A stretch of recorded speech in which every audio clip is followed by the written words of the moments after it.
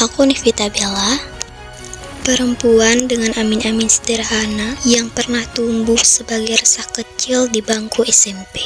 Dulu, aku cuma anak biasa yang mencoba bertahan di kota rantau, menyusun hari-hari dengan doa yang kadang goyah, kadang teguh. Dan sebelum semua kenangan itu terasa terlalu jauh, aku ingin menuliskan ulang masa SMP-ku.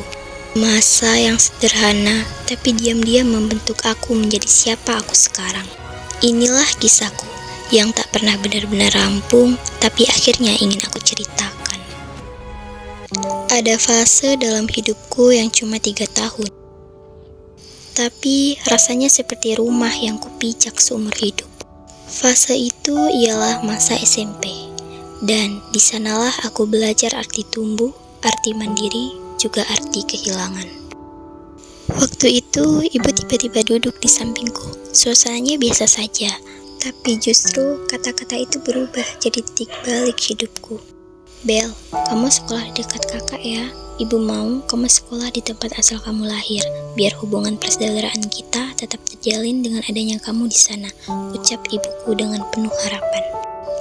Bu, jauh sekali, aku belum siap harus adaptasi lagi, ucapku tidak terima. Apa, lama-lama juga akan terbiasa. Sekarang cepat packing baju-baju kamu, besok kita berangkat sambil daftar.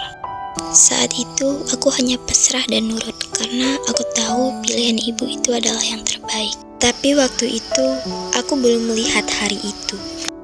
Yang aku lihat cuma rasa takut, kamar yang harus kutinggal, teman-teman yang belum siap kulepas, dan dunia baru yang bahkan belum pernah kubayangkan. Waktu pertama kali masuk kos itu, rasanya sangat asing. Kok sepi banget ya, gumamku sambil nahan nangis.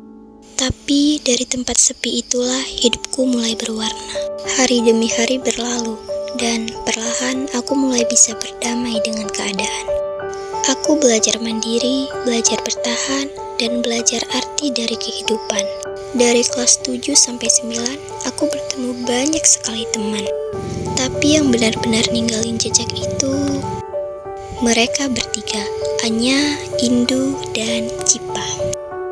Setiap pulang sekolah, kami sering kumpul di kos rindu, tempat paling ternyaman untuk kami pulang di sela-sela rasa lelah yang kami rasakan. Jadi kemana rute kita hari ini? Tanya Indu sambil rebahan. Gas healing, jawab Sipa dengan semangat. Ayo, tapi kemana ya bagusnya? Tanya Anya. Gak usah bingung lah guys, Sumbar selalu tampak cantik dari sudut manapun, jawabku. Dan kami langsung gas healing sambil menikmati indahnya Sumbar. Sebelum masa-masanya akan berakhir, kami melakukan banyak hal untuk mengisi masa-masa SMP kami yang indah ini. Motoran jam 11 malam karena gabut hingga mokel bersama saat bulan Ramadan. Di tengah hari-hari itu, ada satu guru yang dekat dengan kami berempat. Rasanya kayak punya ibu kedua. Semakin dekat waktu kelulusan, semakin aku merasa dikejar oleh kenyataan bahwa kita akan berpisah. Kami mulai sering berkelana kemanapun yang kami mau. Aku ingat hari ketika tinggal beberapa bulan lagi. Kami menghabiskan waktu di air terjun 7 tingkek dan membentang karpet untuk tempat kami makan dan bercanda tawa.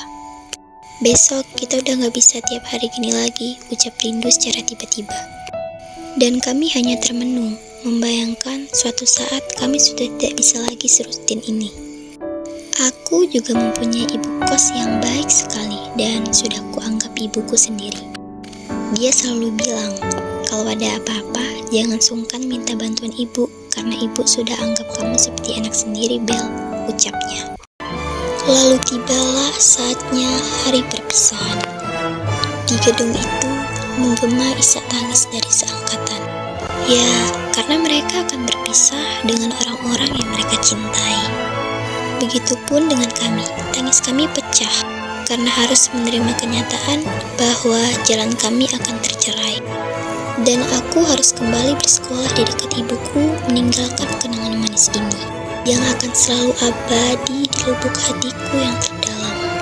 Awalnya aku marah dengan keadaan. Kenapa saat aku nyaman, aku harus pergi? Tapi ternyata Allah telah menyiapkan rencana yang rapi. Tak disangka-sangka, aku kembali dekat dengan circle lamaku di SD, yang dulu sempat asing karena jarak memisahkan. Dan aku sadar sesuatu. Kadang kita harus pergi jauh untuk pulang ke tempat yang tepat. Hidup memang selalu adil dengan caranya sendiri.